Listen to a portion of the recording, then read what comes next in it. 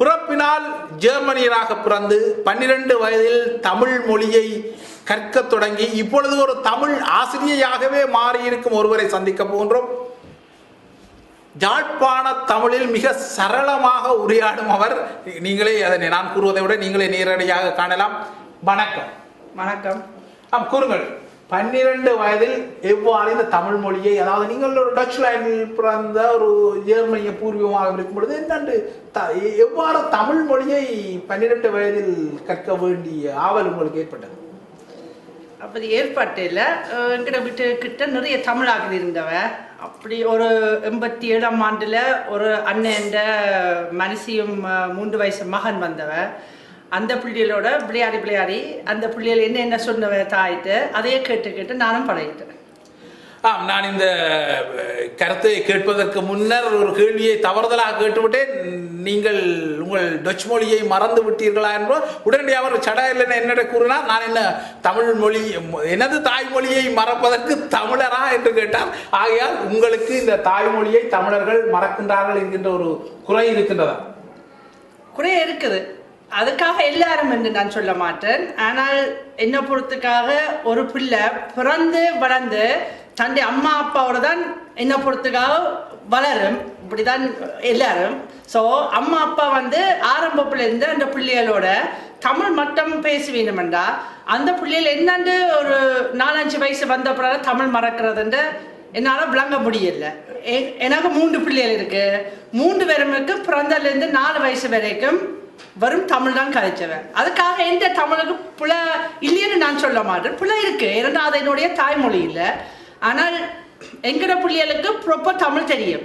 இப்போ இங்கிலீஷ் கதைச்சு சில வார்த்தை மறந்துடுவாங்க, அல்லது இங்கிலீஷும் தமிழும் கலந்தும் கதைப்பீங்க. நான் இல்லைன்னு சொல்ல மாட்டேன்.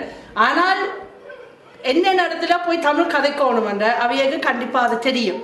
இப்போ ஒரு கோயிலுக்கோ ஒரு ஃபங்க்ஷனுக்கு போனால் தாங்கள் சேர்ந்து இங்கிலீஷ் தான் கதைப்பினும். அது நான் தப்புன்னு சொல்ல மாட்டேன். ஆனால் ஒரு தமிழ் பள்ளிக்கூடத்துக்கு போனால் அங்கே நான் தமிழ் தான் கதைக்கணுமென்ற அவையக்கு அது தெரியும். அந்த இடத்துல கண்டிப்பாக தமிழ் தான் கதைப்பினும். வீட்டுக்குள்ள எங்களுடைய கண்டிப்பாக தமிழ் கதைப்பினும், அல்லது தங்களுடைய அப்பம்மாவுடைய கண்டிப்பாக தமிழ் கதை. ஒரு நாளும் அவையோட இங்கிலீஷ் கதைச்ச வழியில் சில வார்த்தைக்கு தெரியாது. அது வளர நாங்கள் முயற்சி பண்ணி கதைக்க வச்சதான் கதைப்பினும். ஆனால் ஏன்னா சில வேளை கவலையாக்குறாக்கு. இப்போ பள்ளிக்கூடத்துக்குள்ள படிப்பே கேட்கல பிள்ளைகளுக்கு ஒரு தமிழ் ஏதாவது கேட்டால் தங்களால் தெரியலையாமா. அது ஏன் தெரியாதுன்னு சொன்னால் அவங்க சொன்னால் because I was born in இங்கிலாண்டா. அப்போ நான் உன்னோட கேட்பேன், அம்மா அப்பா தமிழ் தானே. ஓ, ஆனால் அம்மா சொன்னால் நீங்கள் இங்கே பிறந்தபடியே உனக்கு இங்கிலீஷ் தான் தெரியும். அது சரியான கவலையாக்குறாக்கு. இன்றைக்கு ஒரு பிள்ளை கேட்டேன், ஏன் நம்ம ஹோம்ஒர்க் செய்யலையான்ற. அம்மா சொன்னால் இங்கிலீஷ் முக்கியமா. ஸோ இப்போ எல்லாரும் சண்டை பிடிக்கிறாங்க, ஃபைட் பண்ணுறாங்களே, ஆர்ப்பாட்டத்துக்கு ஊர்வலமுக்கு போகிறது தமிழ்நாடு வேணுமா. ஆனால் இன்றைக்கு மொழியே கதைக்க முடியலையேண்டா என்னென்ன நாளைக்கு தமிழ்நாடு திரும்பி கிடைக்குமோ என்னால் உண்மையாக ஒரு பெரிய கேள்விக்குறியாக கிடக்கு. நிச்சயமாக நம்புங்கள், இது அவரது சொந்த மொழி. நாம் இது டப் செய்யவில்லை. சுத்தமான யாழ்ப்பாண தமிழில் அவர்தான் உரையாடுகிறார். கூறுங்கள், உங்களுக்கு 3 பிள்ளைகள் இருக்கின்றது. ஆனால் உங்களின் தாய்மொழி டச். அவ்வாறாக இந்த டச் மொழியை உங்களின் பிள்ளைகளுக்கு கற்பிக்கிறீர்களா? ஆரம்ப பிள்ளைல உண்மையாக சொல்றேன். முதலாவது 4 வருஷத்துக்கு ஏனென்றால் தமிழ் கஷ்டமான மொழி. இன்றைக்கு ஏதாவது கஷ்டம் இல்லை, ஆனால் தமிழ் ரொம்ப கஷ்டமான மொழி. ஸோ நீங்கள் ஆரம்பத்தில் ஜெர்மனோ இங்கிலீஷில் படித்தா பின்னுக்கு தமிழ் படித்தா சில ஆட்களுக்கு அது சரி வரையில. எனக்கு சரி வந்துட்டுது. ஆனாலும் சில வார்த்தைக்கு எனக்கும் இன்னும் புல வரும். நான் இல்லைன்னு சொல்ல மாட்டேன், நான் ஏற்பேன்.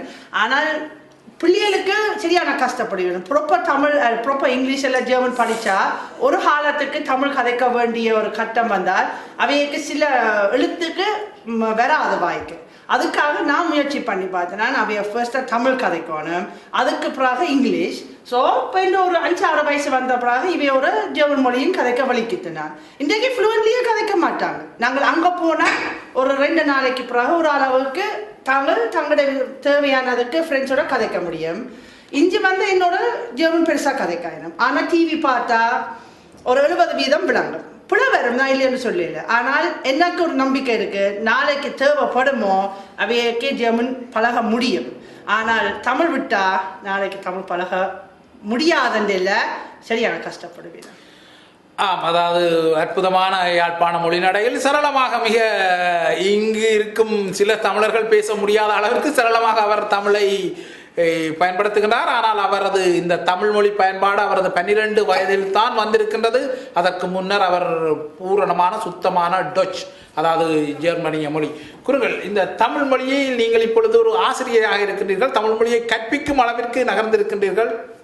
இந்த தமிழ் மொழி கற்பித்ததில் இந்த உள்ள சிக்கல் என்ன? இப்பொழுது சற்று முன்னர் பேசிய பொழுது சில மொழிகள் தங்களுக்கு விளங்கவில்லை, ஆசிரியர்கள் குறிப்பிடும் நவீன சொற்கள் விளங்கவில்லை என்பதாக அவர்கள் குறைப்படுகின்றார்கள் தமிழ் சிறார்கள். கூறுங்கள், இந்த சிக்கலுக்கு தீர்வு? இந்த சிக்கல் ஏன் வரும் என்றால் என்ன பொறுத்துக்காக வீட்டில் ஒழுங்காக கதைக்க மாட்டேன். வீட்டுக்குள்ள இப்போ எல்லாரும் ஜெர்மனுக்குன்றாலும் ஃப்ரெஞ்சுக்குனாலும் கனடா எங்கே போனாலும் பிள்ளைகள் ஒரு யாழ்ப்பாணம் தவிர வேறு ஒரு நாட்டுக்குள்ள பிறந்ததோ அங்கே வளருவீனமோ அவையண்டையுமாம் நான் எந்த நாட்டில் இருப்பேனோ அந்த மொழி தான் நான் கதைச்சி ஆகணும். அதுக்காக தமிழ் விட்டுருவாங்க. ஆனால் அதை ஏன் வந்து என்ன பொறுத்துக்காக 170% பெற்றோர் தான் பிள்ளை. அதுதான் என் எய்ம். ஸோ அது இல்லையாம இருக்கலாம், மன்னிச்சு கொள்ளுங்க. ஆனால் ஒரு அம்மா அல்லது ஒரு அப்பா முயற்சி பண்ணி பார்த்தா தண்டை பிள்ளை தாய்மொழி ப்ராப்பர் பழகினா நாளைக்கு அந்த பிள்ளைகளுக்கு ஒரு கஷ்டம் வரக்கூடாது. நீங்கள் ஒரு தமிழ் ஆசிரியை என்ற வகையில், அதாவது நீங்கள் ஒரு பூர்வீக ஜெர்மனியராக இருந்தாலும் ஒரு ஆசிரியர் என்ற வகையில் இந்த தமிழ் மொழி மெல்ல இனி வளர்ச்சி அடையுமா இந்த டேஸ்போரா, அதாவது புலம்பெயர் நாட்டில்?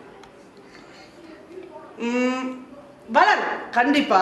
ஆனால் எல்லாரும் வந்து கூட கூட பழகணும். எல்லாரும் வந்து ஓகே எனக்கு தாய்மொழி முக்கியம் என்று அதை முதல் ஏற்றுக்கொள்ளணும். அதை ஏற்றுக்கொண்ட பிறகுதான் அந்த தாய்மொழி வளரலாம்.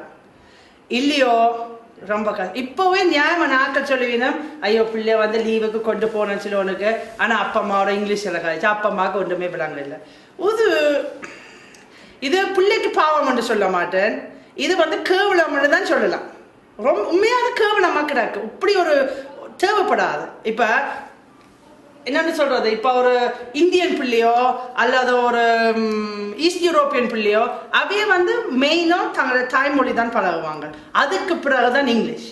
சரியா, அவைய வந்து இங்கிலீஷில் புல வருமென்று கவலைப்பட மாட்டேனும். ஆனால் தமிழாக்கள் வந்து இங்கிலீஷில் புல வருமென்று பெரிய ஒரு கவலை வரும். தமிழ் டியூஷன் தேவைப்படாது, இங்கிலீஷ் தான் முக்கியம் என்று தான் அவைய எய்ம். நீங்கள் கூறும் இந்த சிக்கல் இப்பொழுது பிரான்சில் கூட அவர்கள் அவ்வாறு தான் கூறுவார்கள். தாய்மொழியை முதலில் கற்றுக்கொள்ளுங்கள். இப்பொழுது எனது பிள்ளைகளுக்கு கூட அந்த ஆசிரியை பிரெஞ்சு ஆசிரியர் கூறுவார், பிரெஞ்சு மொழியை பற்றி கவலைப்பட வேண்டாம், நிச்சயமாக அவர்கள் அதை கற்றுக்கொள்வார்கள், முதலில் தாய்மொழியைத்தான் கற்றுக் கொடுங்கள் என்பதாக கூறுவார்.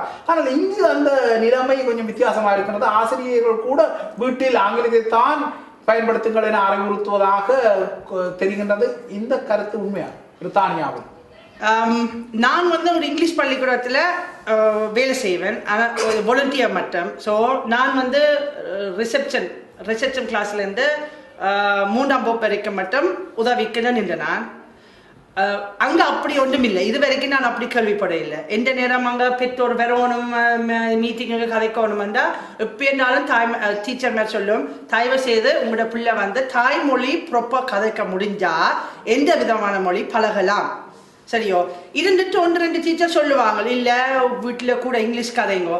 ஆனால் ஒரு தாய் அல்லது தேப்பன் ஒழுங்கா இங்கிலீஷ் தெரிஞ்சத்தான் அந்த பிள்ளைக்கு இங்கிலீஷ் படிக்க முடியும். ஒரு தாயை ஒரு தேப்பனுக்கு ஒழுங்கா சொல்ல தெரியாதண்டா அந்த பிள்ளை வந்து ஒழுங்கா இங்கிலீஷும் பழக முடியலை. ஸோ எது உங்களுக்கு கூட தெரியுமோ அது முதல் அந்த பிள்ளைக்கு படிப்பிக்கணும். நான் ஸ்பீச் அண்ட் லாங்குவேஜ் தெரப்பி என்று அதை தமிழில் சொல்ல முடியல, ஸ்பீச் அண்ட் லாங்குவேஜ் தெரப்பியில் கோர்சஸ் கொடுப்பேன். ஸோ அது வந்து ஒவ்வொருத்தரும் 5 கிழமைக்கு பெற்றோருக்கு ஒரு அரைவாசி ஒரு ஊக்கம், அரைவாசி ஒரு கொஞ்சம் ஐடியா சொல்லி கொடுப்பேன். என்னென்று 2 வயசுலேருந்து 5 வயசு பிள்ளையோடு சேர்ந்து அந்த பிள்ளைகள் சில வேலை கதைக்க பிந்துமோ அல்லது கதைக்க ஒரு கஷ்டப்பட்டு இருக்குதுன்ற அவையக்கு என்னண்டு அந்த பிள்ளைகளோட வடிவா ப்ராப்பர்லியாக அந்த கதைக்க முடிச்ச பழகலாம்ன்று நான் அதை டீச் பண்ணுவேன். நாங்கள் அங்கே கூட சொல்லுவேன், தயவு செய்து உங்களோட பிள்ளைகளோட தாய்மொழி கதைச்சு பழகணும். சரியோ, எல்லா பிள்ளைகளுக்கு சின்னலேருந்து 1-2 சொல்ல கஷ்டப்படுவேணும். 1-2-3 சொன்னால் அது ஈஸியாக வரும். எங்களோட பிள்ளைய கூட அது முடியும். கொஞ்சம் சொல்லுவா 1 2 3. ஆனா நான் முயற்சி பண்ணி பார்க்குறேன், அம்மா நீ 1 2 முதல் சொல்லு, அதுக்கப்புறம் 1 2 3 சொல்லு. அது முடியாது, என்ன முடியாது, முடியும், எல்லாருக்கும் முடியும். அதாவது உங்களின் பெற்றோர் நீங்கள் இப்பொழுது இவ்வாறு தமிழ் சரளமாக பேசுவதை அறிந்திருக்கின்றார்களா? எந்த பெற்றோர்? அவையே தமிழ் கலைக்க முடியல, ஆனால் சந்தோஷப்படுவீனும். எனக்கு அது இன்னும் ஒரு மொழி நான் பழையினவடிய.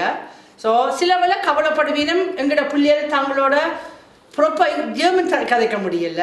ஆனால் நான் அது கூட கவலைப்படையில. நான் சொன்னேன் ஒரு காலத்துக்கு அவையே உங்களோட கதைக்க முடியும். அவையே இப்போ ஜெர்மன்ல வளரில்லை, இங்கே தான் வளருவாங்க. ஸோ அவைக்கு இன்னும் கஷ்டப்படுவீனும் அவன் ஜெர்மன் மொழி பழகிறது.